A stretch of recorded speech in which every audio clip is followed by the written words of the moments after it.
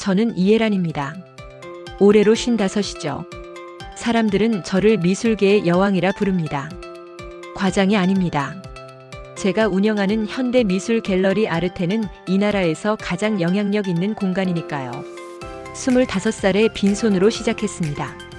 작은 대여 갤러리에서 무명 작가들의 전시를 기획하며 밤을 새웠죠. 누가 도와준 것도 아닙니다.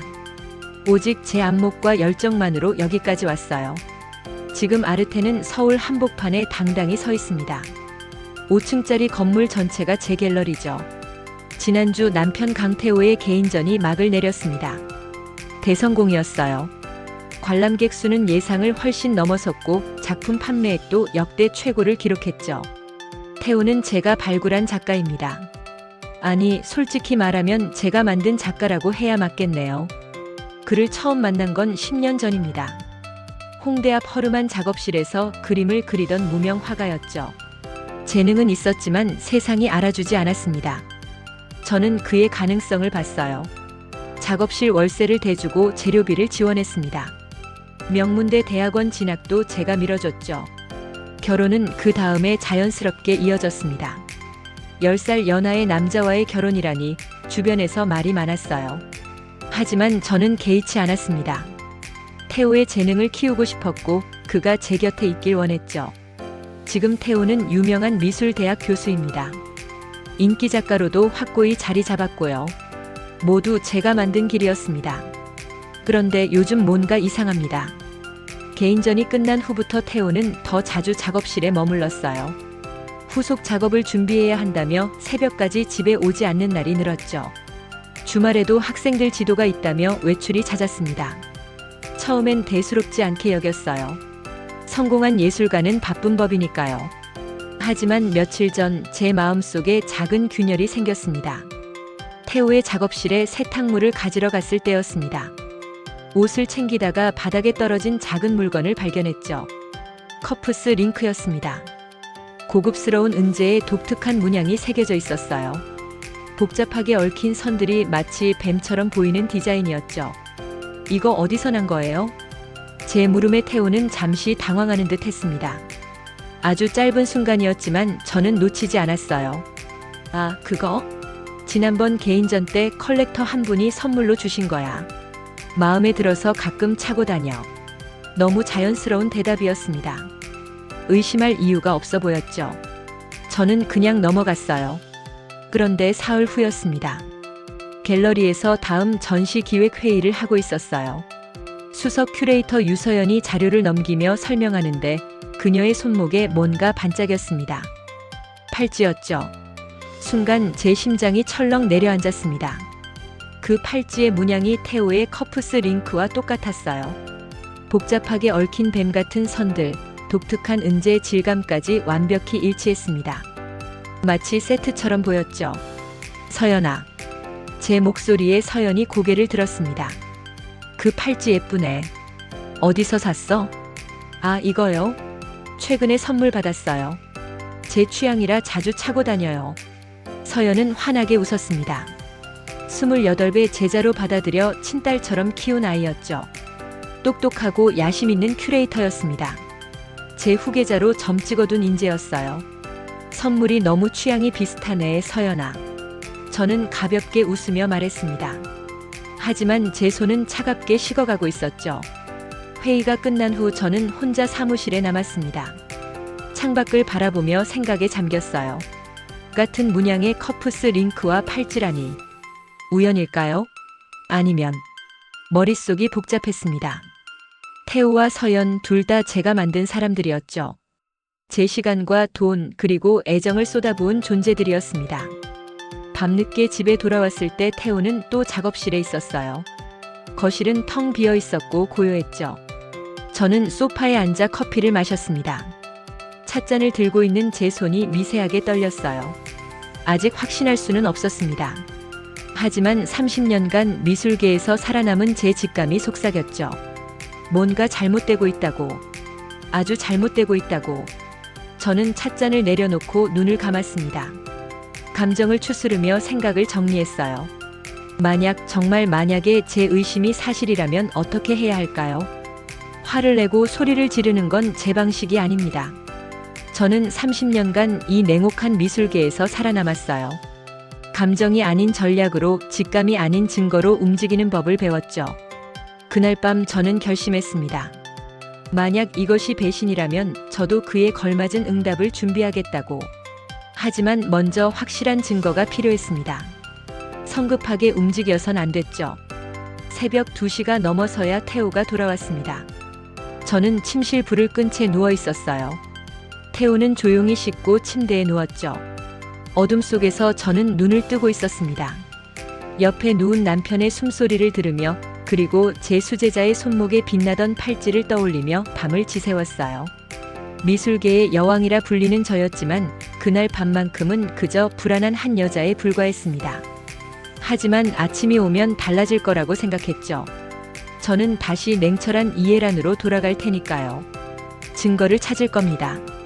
그리고 만약 배신이 확실하다면 그들은 제가 누구인지 똑똑히 알게 될 거예요. 그날 이후로 저는 잠을 제대로 이루지 못했습니다. 침대에 누워도 눈만 멀뚱히 뜨고 있었죠. 머릿속으로 온갖 생각이 스쳐 지나갔어요. 태호는 여전히 늦게 들어왔습니다. 작업이 잘 풀려서라는 말만 반복했죠. 저는 아무 말 하지 않았어요. 그저 관찰했습니다. 그의 표정, 말투, 행동 하나하나를 놓치지 않고 지켜봤죠. 뭔가 달라진 게 있는지 찾으려 애썼습니다. 일주일쯤 지났을까요? 어느 날 밤 새벽 2시였습니다. 저는 또 잠들지 못하고 누워 있었어요.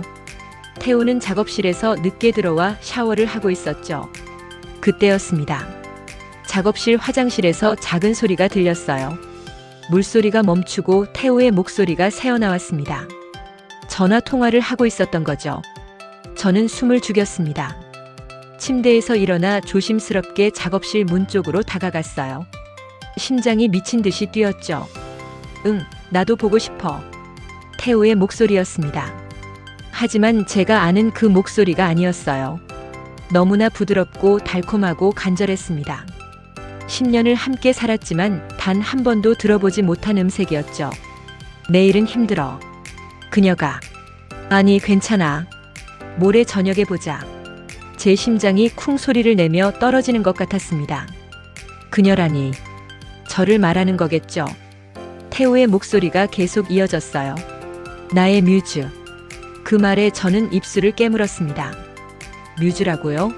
제가 그의 뮤즈 아니었나요? 제가 그를 키웠고 그의 작품을 세상에 알렸는데. 내 초기작, 너를 위해 그린 그 그림 아직도 보고 있어? 초기작이요? 태호의 초기작은 모두 제가 보관하고 있습니다. 갤러리 수장고에 정리되어 있죠. 그런데 제가 모르는 그림이 있다는 건가요? 그녀의 틀에 박힌 작품들 말고. 저는 그 순간 온몸이 얼어붙었습니다. 틀에 박힌 작품들이라니. 제가 기획한 전시를, 제가 만든 그의 커리어를 그렇게 평가하는 거였나요? 너만이 아는 진정한 나의 예술. 더 이상 들을 수 없었습니다. 저는 침실로 돌아와 침대에 앉았어요. 손이 바들바들 떨렸죠. 분노가 치밀어 올랐습니다. 하지만 동시에 묘한 냉정함이 저를 감쌌어요. 이건 단순한 불륜이 아니었습니다. 태호는 누군가와 오래전부터 관계를 맺어왔던 거예요. 그것도 예술적인 교감까지 나누면서 말이죠. 제가 모르는 그림을 그렸고 그걸 누군가에게 줬습니다. 그리고 그 누군가는 아마도 서연의 팔찌가 떠올랐습니다. 태호의 커프스 링크와 똑같은 문양의 그 팔찌 말이죠. 저는 심호흡을 했어요. 진정해야 했습니다. 감정적으로 대응하면 안 됐죠. 잠시 후 태호가 침실로 들어왔습니다. 저는 눈을 감고 자는 척했어요. 태호는 조심스럽게 침대에 누웠죠. 어둠 속에서 저는 생각했습니다. 어떻게 해야 할까요? 당장 소리를 지르고 따져 물을까요? 아닙니다. 그건 제 방식이 아니에요. 저는 30년간 미술계에서 살아남았습니다. 수많은 경쟁자들과 싸워 이겼고 음모와 배신을 헤쳐나왔죠. 감정이 아닌 전략으로, 추측이 아닌 증거로 움직이는 법을 배웠어요. 이번에도 마찬가지입니다. 저는 철저히 증거를 모을 겁니다. 그들이 무엇을 하고 있는지, 어떤 관계인지, 얼마나 오래됐는지 모두 파악할 거예요. 그리고 그 증거로 그들을 무너뜨릴 겁니다.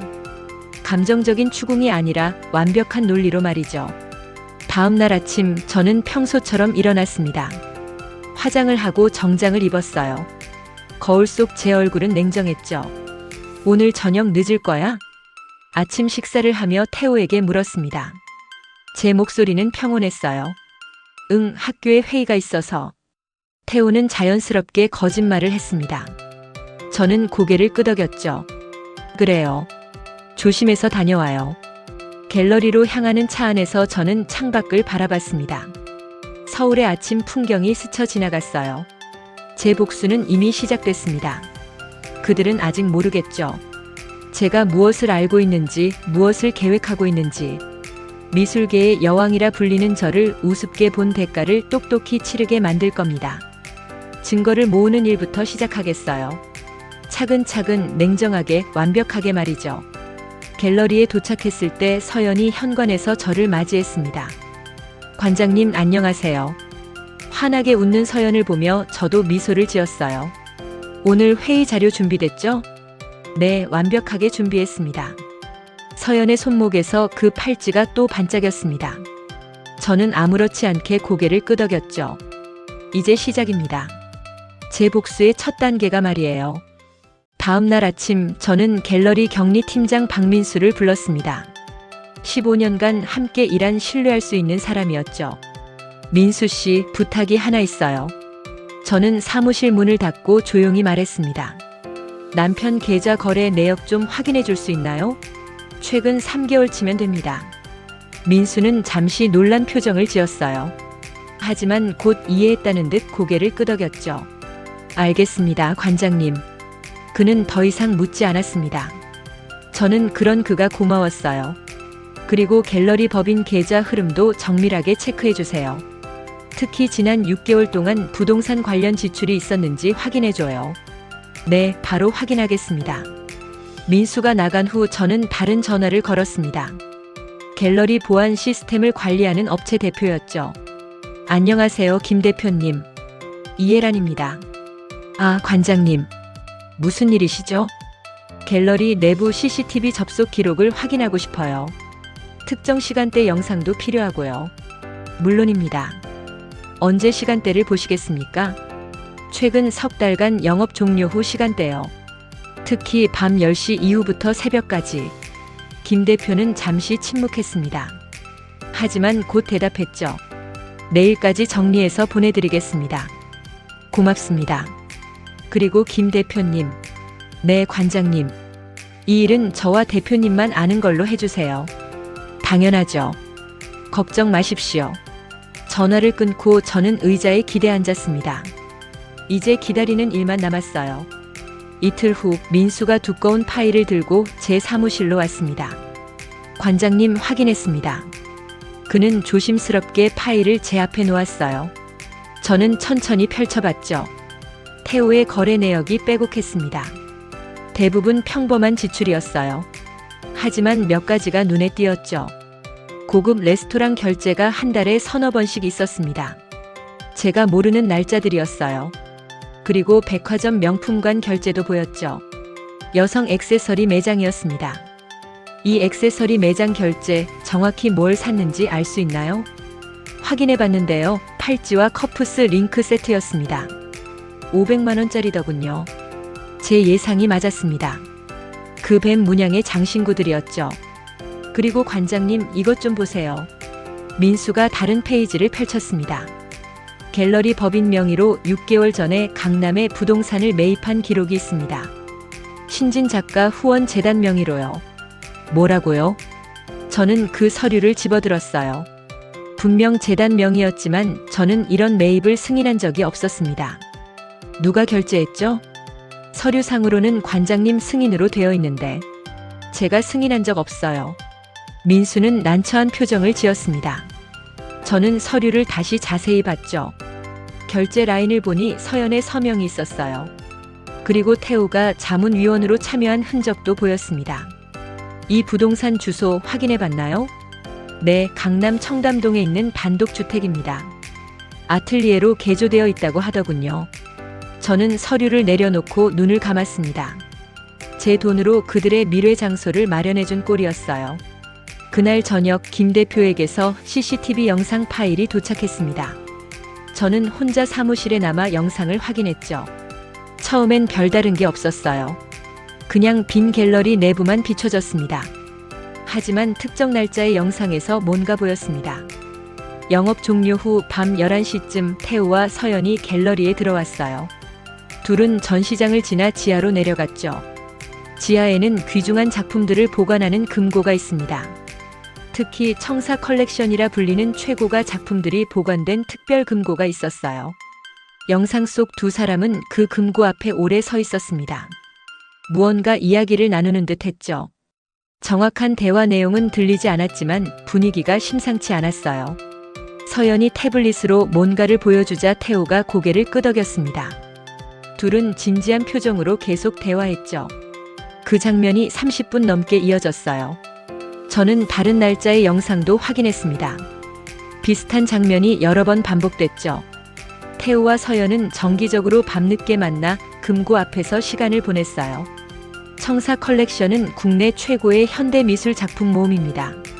총 가치가 500억 원이 넘죠. 저는 이 컬렉션을 공익재단에 기증할 계획이었어요. 그 과정에서 저는 당연히 재단 이사장을 맡을 예정이었습니다.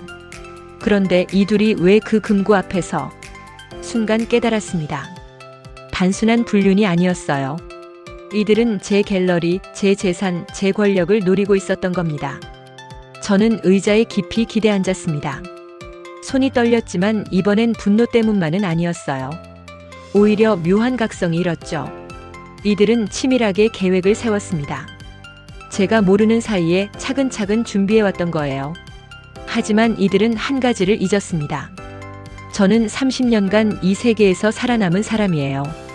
권력 싸움이 어떤 건지, 배신자들을 어떻게 다뤄야 하는지 누구보다 잘 압니다. 저는 컴퓨터를 끄고 일어났어요. 창밖을 바라봤죠. 서울의 야경이 반짝였습니다. 이제 다음 단계로 넘어가야 했어요. 증거는 충분히 모았습니다. 이제 그들이 정확히 무엇을 계획하는지 확인할 차례였죠. 그리고 그 계획을 역이용해서 완벽하게 무너뜨릴 겁니다. 갤러리를 나서며 저는 작은 미소를 지었어요. 게임은 이제 시작입니다. 일주일 후 기회가 왔습니다. 태우가 아침 식사 자리에서 말했어요. 이번 주말에 부산 예술제 심사 일정이 있어. 이틀 정도 다녀올게. 그래요? 조심해서 다녀와요. 저는 평온하게 대답했습니다. 하지만 속으로는 계획을 세우고 있었죠. 태우가 집을 나선 후 저는 즉시 움직였어요. 제 차가 아닌 렌터카를 빌렸습니다. 그리고 태우를 미행했죠. 태우의 차는 부산 방향이 아니었습니다. 강남으로 향하더군요. 저는 적당한 거리를 유지하며 따라갔어요. 차는 청담동 한적한 주택가로 들어섰습니다. 그리고 한 단독 주택 앞에 멈췄죠. 제 심장이 쿵 뛰었습니다. 바로 그 주소였어요. 민수가 보여준 서류에 적힌 재단 명의로 매입한 바로 그 부동산이었죠. 저는 골목 모퉁이에 차를 세웠습니다. 태우가 집 안으로 들어가는 게 보였어요. 그는 열쇠로 문을 열었죠. 마치 자기 집처럼 자연스럽게 말입니다. 30분쯤 지났을까요? 또 다른 차 한 대가 도착했습니다. 서연이 내렸어요. 그녀는 주변을 살피더니 현관문을 두드렸습니다. 태우가 나와 문을 열어줬죠. 두 사람은 반갑게 포옹했어요. 저는 차 안에서 그 장면을 지켜봤습니다. 손이 떨렸지만 꾹 참았어요. 아직은 아닙니다. 더 봐야 했죠. 1시간 후 저는 차에서 내렸습니다. 조심스럽게 그 집에 다가갔어요. 다행히 담장이 낮았고 커튼이 완전히 처지지 않은 창문이 보였습니다. 저는 담 옆 나무 그늘에 숨어 창문을 통해 안을 들여다봤어요. 넓은 아틀리에였습니다. 캔버스들이 벽에 기대어 있었고 한쪽에는 소파가 놓여 있었죠. 태우와 서연이 소파에 나란히 앉아 있었어요. 서연은 태우의 어깨에 머리를 기댄 채 무언가를 보고 있었습니다. 태우의 팔은 서연의 허리를 감싸고 있었죠. 너무나 자연스러운 모습이었어요. 마치 오래된 연인처럼 말입니다. 제가 10년간 단 한 번도 본 적 없는 태호의 모습이었죠. 그렇게 부드럽고 다정한 표정을 짓는 남자가 제 남편이라는 게 믿기지 않았어요. 그때 태호가 일어났습니다. 벽에 기대어 있던 작은 캔버스를 들고 왔죠. 서연에게 건넸어요. 이게 뭐예요? 서연의 목소리가 창문 틈으로 새어나왔습니다. 내가 너를 처음 봤을 때 그린 드로잉이야. 기억나? 넌 갤러리에 인턴으로 막 들어왔을 때였지. 제 머릿속이 하얘졌습니다. 서연이 인턴으로 들어온 게 4년 전이에요. 그때부터였다는 건가요? 이 그림 세상에 공개해야 해. 태호의 목소리가 진지했습니다. 이것이야말로 진짜 내 예술이야. 혜란이 만든 상업적인 작품들 말고 진심으로 그린 유일한 작품이지. 서연이 고개를 끄덕였어요. 곧 기회가 올 거예요. 청사 컬렉션 재단 발표회 때 우리 계획대로만 되면. K 회장은 어때? 내가 접근한 거 성공했어? 네, 관장님에 대한 불신을 충분히 심어뒀어요. 재단 운영이 불투명하다는 소문도 흘렸고요. 저는 그 순간 온몸에 소름이 돋았습니다. K 회장이라면 청사 컬렉션의 최대 기증자입니다. 제가 5년간 공들여 관계를 쌓아온 분이죠. 그분을 서연이 접근했다고요? 완벽해. 발표회 당일 혜란이 재단 이사장에서 배제되고 내가 그 자리를 차지하면, 그리고 전 수석 큐레이터로 재단을 실질적으로 운영하는 거죠. 드디어 우리 시대가 오는 거예요. 두 사람은 웃었습니다. 승리를 확신한 듯한 웃음이었죠. 태호가 서연의 손을 잡았어요. 넌 정말 대단해. 혜란의 후계자인 척하면서 이렇게 완벽하게 준비하다니. 당신이 가르쳐준 대로 했을 뿐이에요.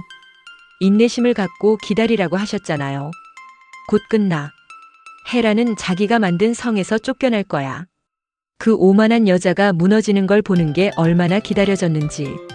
저는 더 이상 볼 수 없었습니다. 뒷걸음질 쳐서 차로 돌아왔어요. 시동을 걸고 그곳을 빠져나왔죠. 운전하면서 눈물이 났습니다. 분노 때문인지 배신감 때문인지 알 수 없었어요. 제 돈으로 산 집에서 제가 키운 두 사람이 저를 무너뜨릴 계획을 세우고 있었습니다. 4년 전부터였어요. 제가 서연을 친딸처럼 아끼고 후계자로 키울 때부터 그들은 저를 배신하고 있었던 겁니다. 집에 도착해서 저는 소파에 주저앉았습니다. 온몸에 힘이 빠졌어요. 하지만 곧 정신을 차렸죠. 울고 있을 시간이 없었습니다. 저는 노트북을 켰어요. 그리고 지금까지 모은 증거들을 정리하기 시작했습니다. 태호의 거래 내역, 재단명의 부동산 매입 서류, CCTV 영상, 오늘 목격한 내용까지. 그리고 제가 아직 확인하지 못한 것들도 있었어요.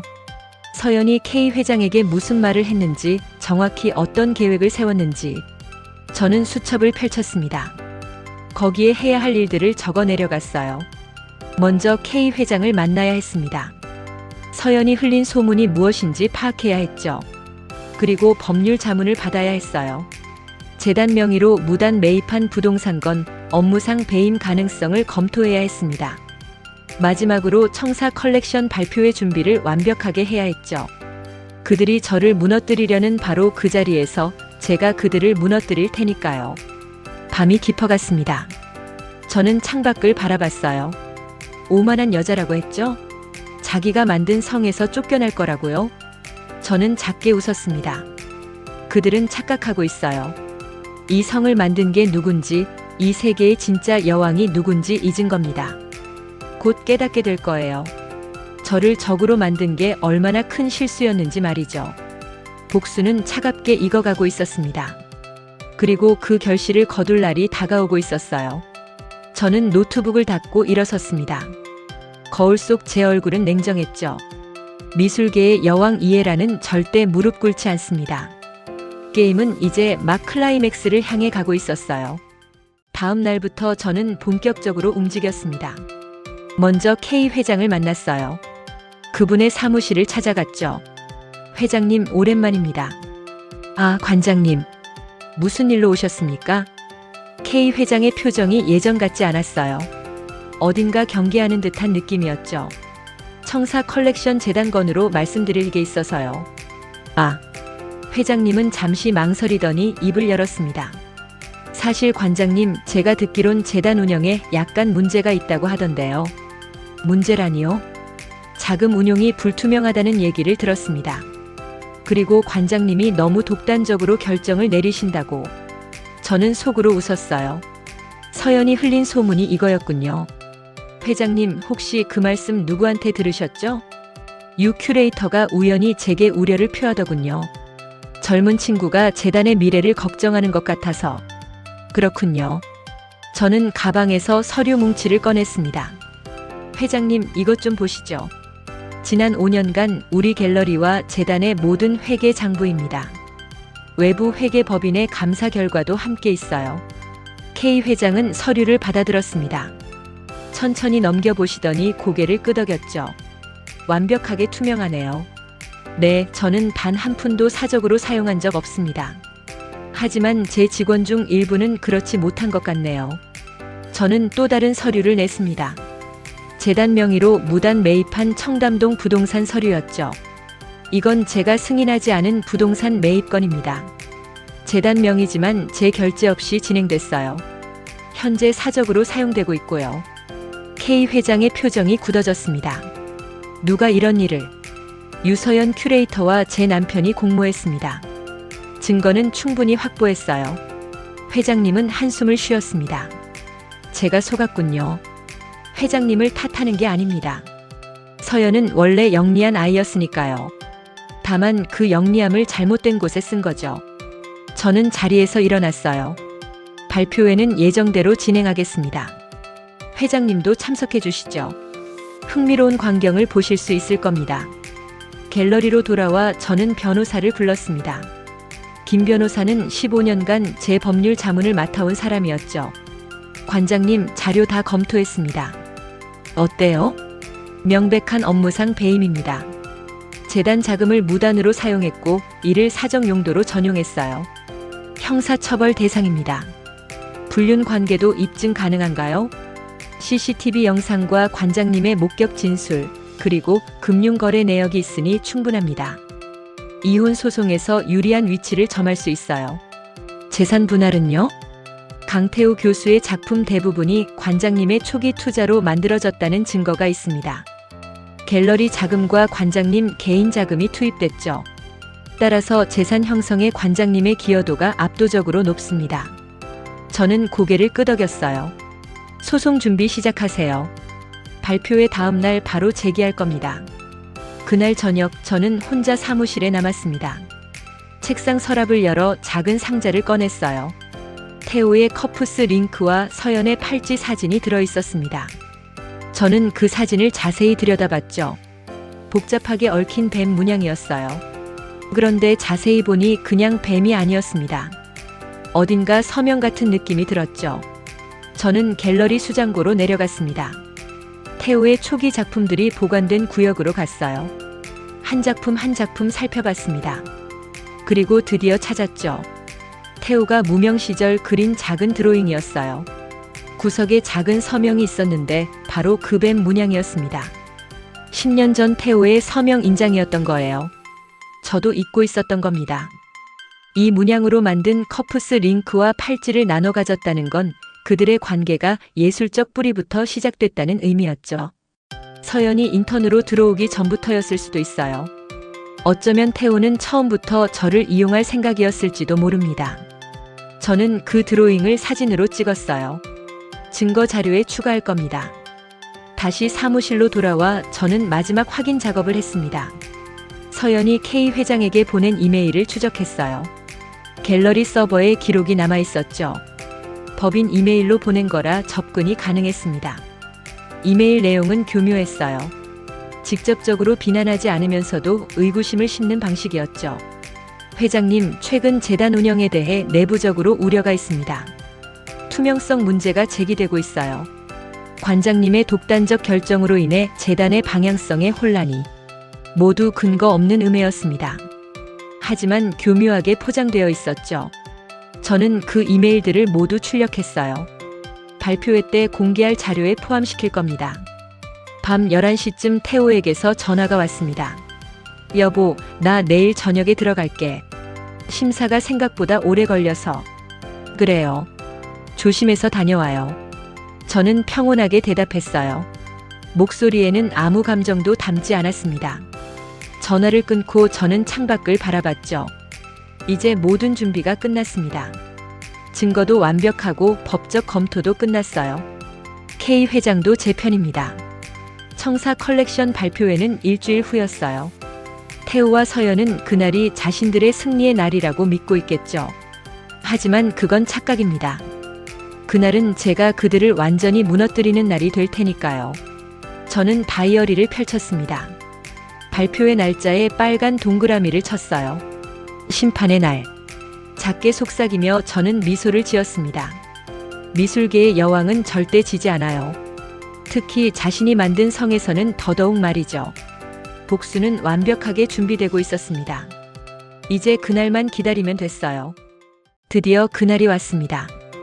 청사 컬렉션 재단 인수 기념 발표회가 열리는 날이었어요.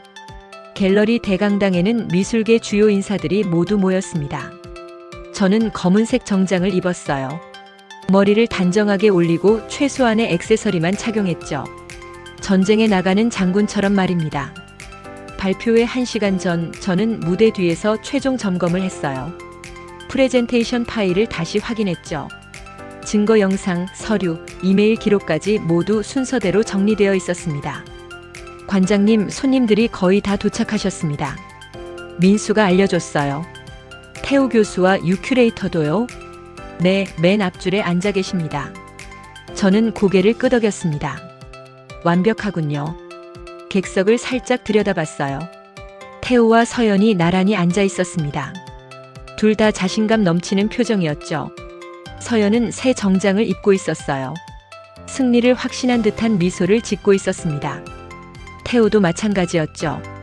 그들은 오늘 제가 재단 이사장 자리에서 물러나고 태우가 그 자리를 차지할 거라고 믿고 있었어요.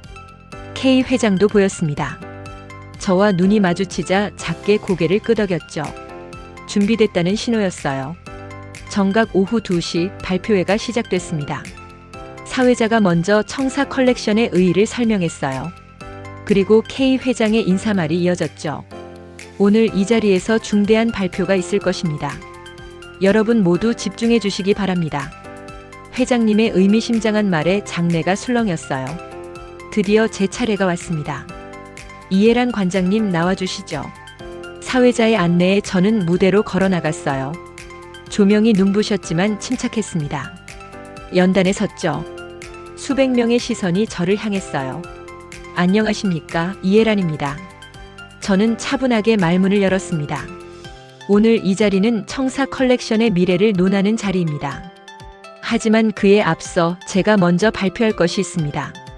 장내가 조용해졌어요. 태우와 서연의 표정이 약간 굳어지는 게 보였습니다.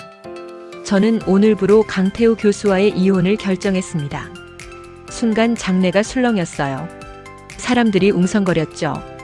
태우는 자리에서 벌떡 일어났습니다. 그리고 유서연 큐레이터를 즉시 해고합니다. 서연의 얼굴이 새하얘졌어요. 그녀도 일어섰죠. 관장님, 이게 무슨... 앉으세요, 서연 씨.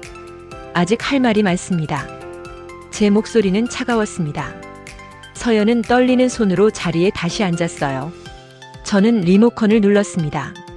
스크린에 영상이 나타났죠. 갤러리 지하 금고 앞에서 대화하는 태우와 서연의 모습이었어요.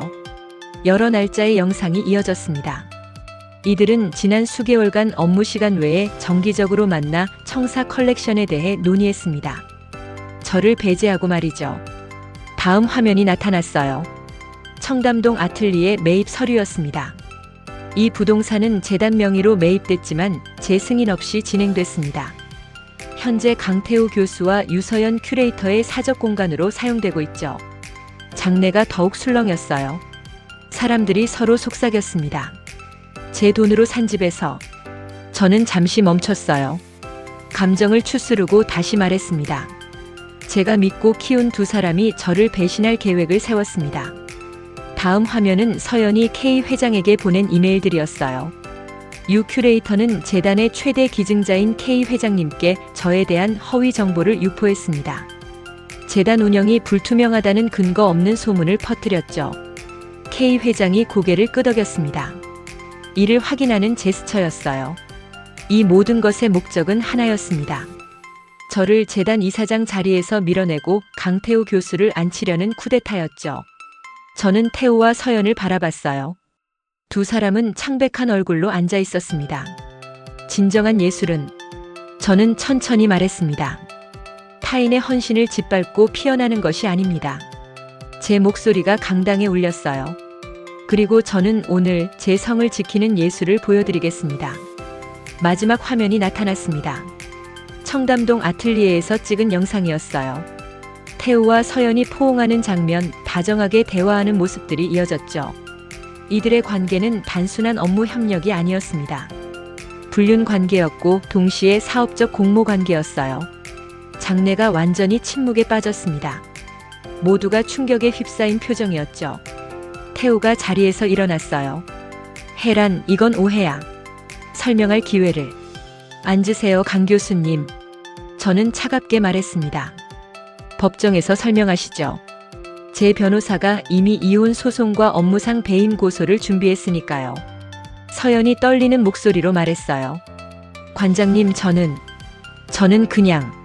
서연 씨. 저는 그녀를 바라봤습니다. 저는 당신을 친딸처럼 키웠어요. 후계자로 생각했죠. 하지만 당신은 그 신뢰를 배신했습니다. 서연의 눈에 눈물이 고였어요. 하지만 저는 동정심을 느끼지 않았습니다. 이 자리에 계신 모든 분께 선언합니다. 저는 다시 객석을 향했어요. 청사 컬렉션 재단은 예정대로 설립되며 저 이혜란이 이사장을 맡을 것입니다. 투명하고 공정하게 운영하겠습니다. K 회장이 일어나 박수를 쳤어요. 다른 사람들도 하나둘 따라 일어났습니다. 하지만 태우와 서연은 그 자리에 주저앉아 있었죠. 패배한 자들의 모습이었습니다. 발표회가 끝나고 사람들이 하나둘 자리를 떴습니다.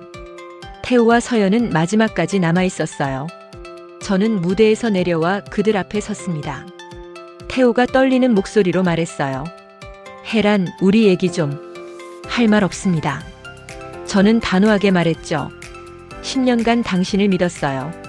제 모든 걸 쏟아부었습니다. 하지만 당신은 저를 이용했을 뿐이죠. 그게 아니야. 처음엔 진심이었어.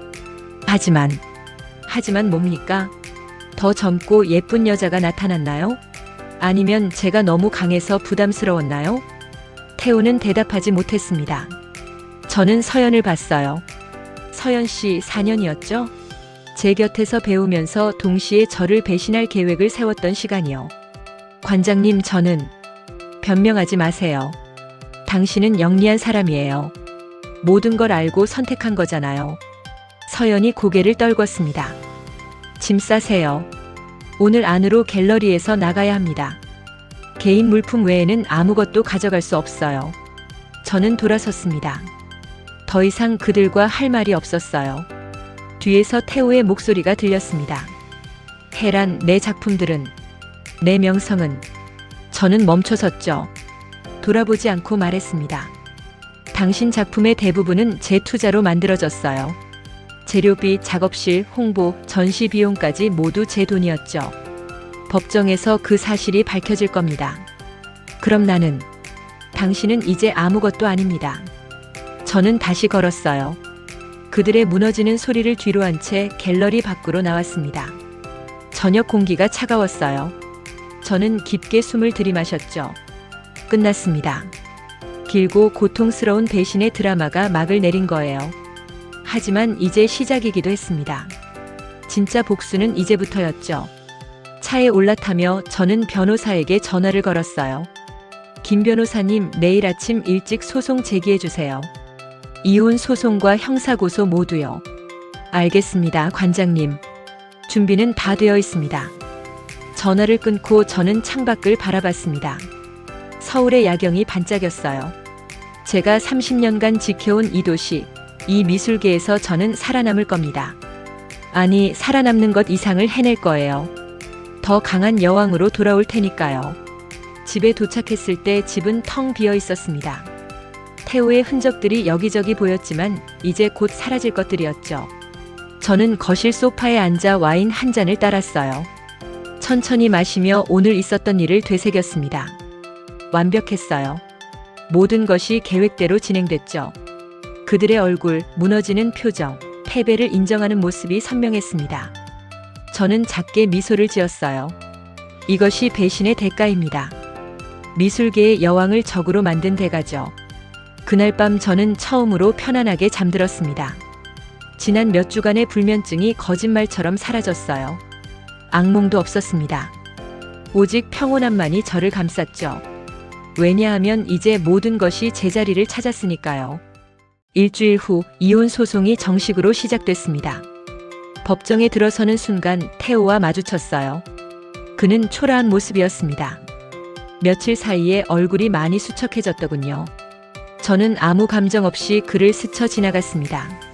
재판부에는 판사 3분이 앉아 계셨어요. 저는 변호사 옆에 당당히 자리를 잡았죠. 이혼 사유를 진술해 주시죠. 판사님의 질문에 김 변호사가 답했습니다. 배우자의 간통 행위와 업무상 배임이 이혼 사유입니다. 증거 자료를 제출하겠습니다. 서류 뭉치가 재판부에 전달됐어요. CCTV 영상, 금융거래 내역, 부동산 매입 서류까지 모두 포함됐죠. 판사님들이 자료를 검토하는 동안 법정은 조용했습니다. 피고 측 변호인 반론하시죠. 태호의 변호사가 일어났어요. 원고 측이 제시한 증거는 정황상 의심스러운 부분이 있을 뿐 명확한 간통의 증거는 아닙니다. 명확하지 않다고요? 김 변호사가 반박했습니다. 재단 명의로 매입한 부동산을 사적으로 사용한 것, 업무 시간 외 지속적인 만남, 그리고 원고의 직접 목격까지 있습니다. 이것이 충분한 증거 아닙니까? 재판은 2시간 넘게 이어졌어요. 태호 측 변호사는 계속 변명을 늘어놓았습니다. 하지만 증거 앞에서는 무력했죠. 재산 분할에 대해 논하겠습니다. 판사님이 말씀하셨어요. 김 변호사가 다시 서류를 제출했습니다. 피고 강태호의 예술 활동은 전적으로 원고의 투자로 이루어졌습니다. 초기 작업실 임대료, 재료비, 대학원 학비, 전시 비용까지 모두 원고가 부담했죠. 증빙 자료가 있습니까? 네, 10년간의 모든 거래 내역과 영수증이 있습니다. 서류가 쌓여갔어요. 저는 10년간 모든 지출을 꼼꼼히 기록해뒀었죠. 그게 지금 무기가 된 겁니다. 또한 피고의 주요 작품들은 원고가 운영하는 갤러리를 통해 판매됐습니다. 원고의 인맥과 명성이 없었다면 현재의 가치를 인정받지 못했을 것입니다. 태호는 고개를 숙이고 있었어요. 반박할 말이 없었던 거죠. 따라서 재산 형성에 있어 원고의 기여도가 90% 이상입니다. 피고가 가져갈 수 있는 것은 거의 없습니다. 판사님이 태호를 봤어요. 피고 측 할 말 있습니까? 태호의 변호사가 난처한 표정으로 일어났습니다. 원고의 주장을 상당 부분 인정할 수밖에 없습니다. 재판이 끝나고 복도로 나왔을 때 태호가 저를 불렀어요. 혜란. 저는 멈춰섰습니다. 하지만 돌아보지 않았죠. 미안해. 정말 미안해. 사과는 필요 없어요. 저는 차갑게 말했습니다. 당신이 선택한 길이잖아요. 이제 그 대가를 치르는 거예요.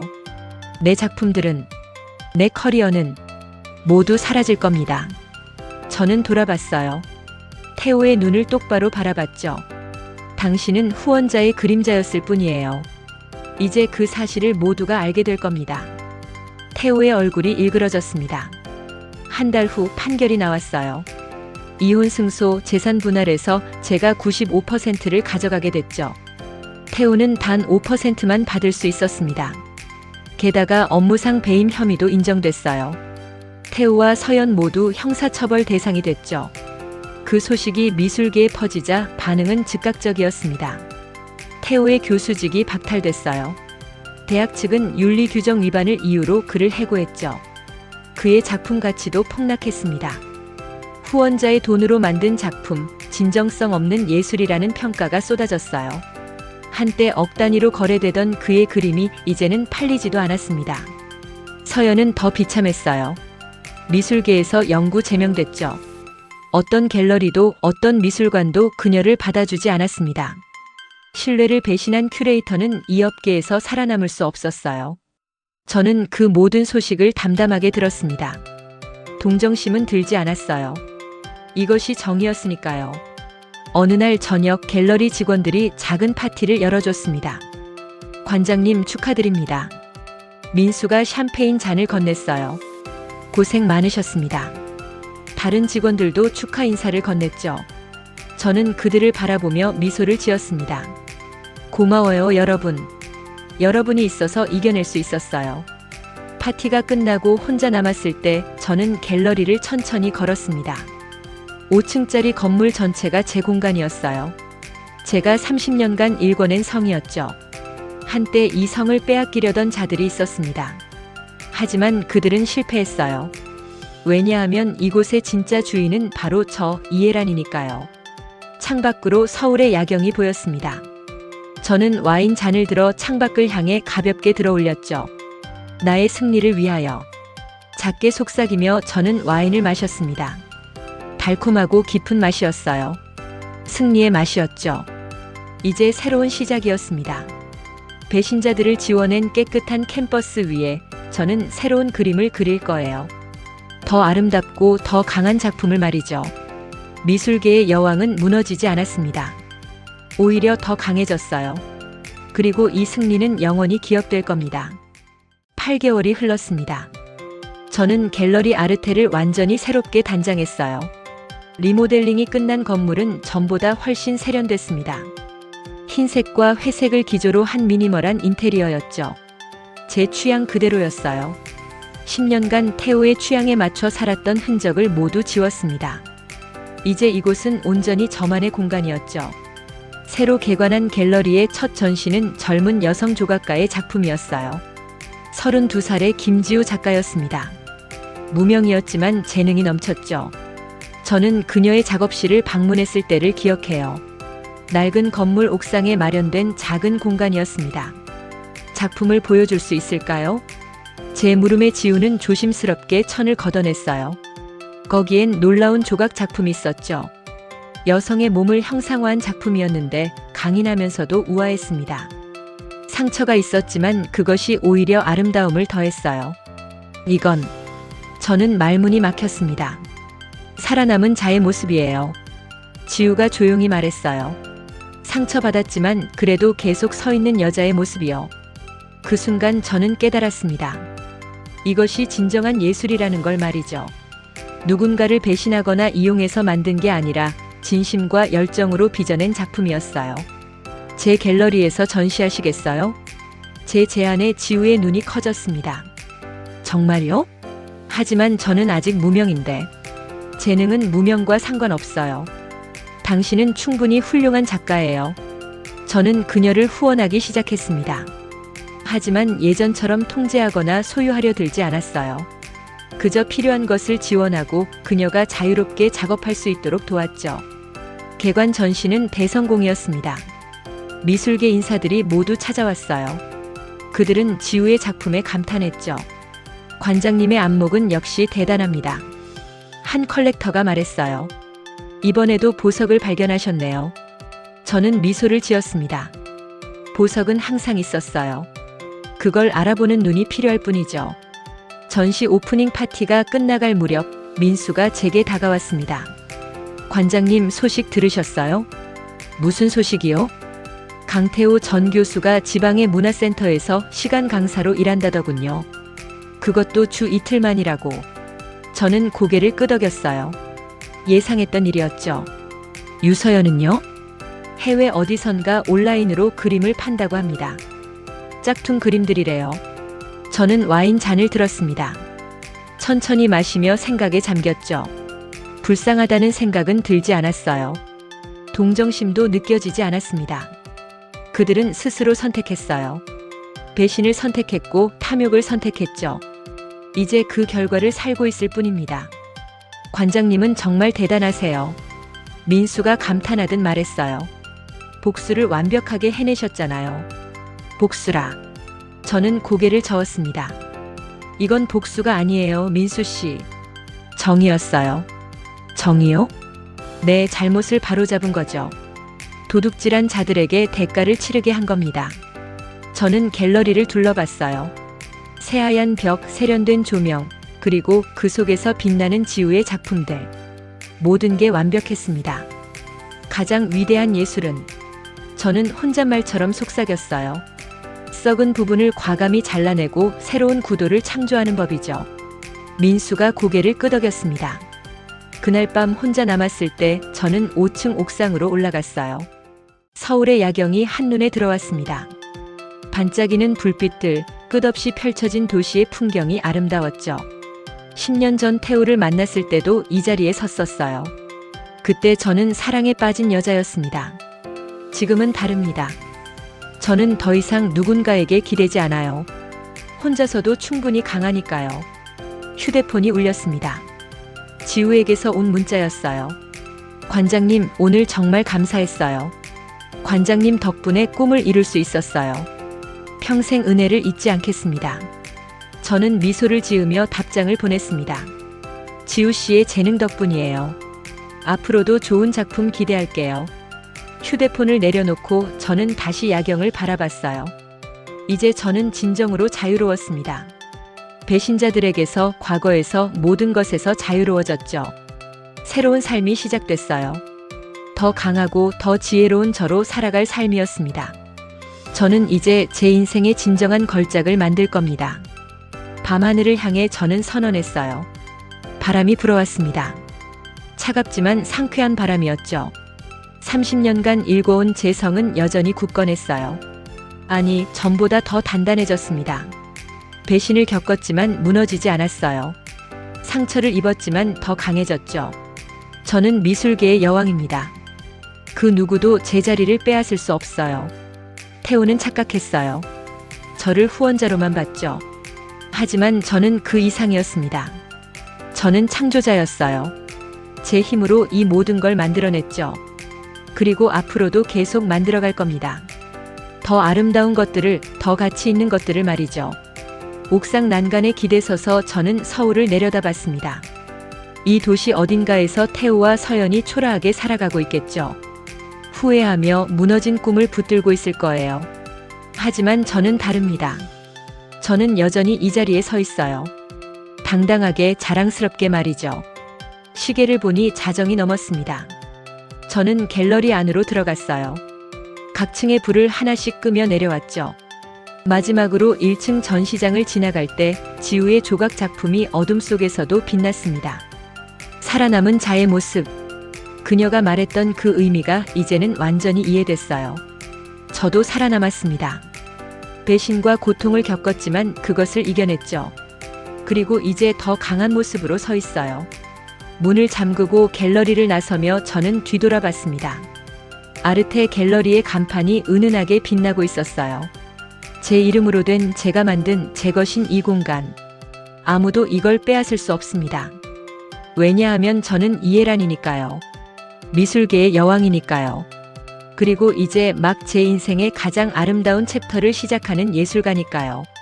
차에 올라타며 저는 마지막으로 갤러리를 바라봤습니다. 잘 자요, 내 성.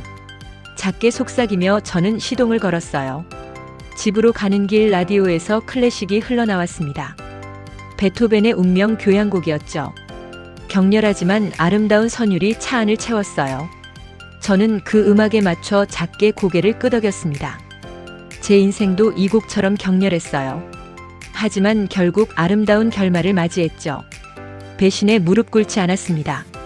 상처에 주저앉지 않았어요. 오히려 그 모든 것을 발판 삼아 더 높이 올라섰죠. 이것이 진정한 복수였습니다. 무너뜨리는 것만이 아니라 스스로 더 강해지는 것. 빼앗긴 것을 되찾는 것만이 아니라 더 큰 것을 만들어내는 것. 저는 그 모든 걸 해냈어요.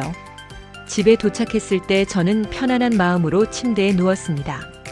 더 이상 악몽은 없었어요. 불안함도 두려움도 없었죠. 오직 평온함과 만족감만이 저를 감쌌습니다. 눈을 감으며 저는 생각했어요. 내일은 또 어떤 아름다운 일이 펼쳐질까요? 어떤 재능 있는 작가를 만나게 될까요? 제 앞에는 무한한 가능성이 펼쳐져 있었습니다. 그리고 저는 그 모든 것을 온전히 즐길 자격이 있었어요.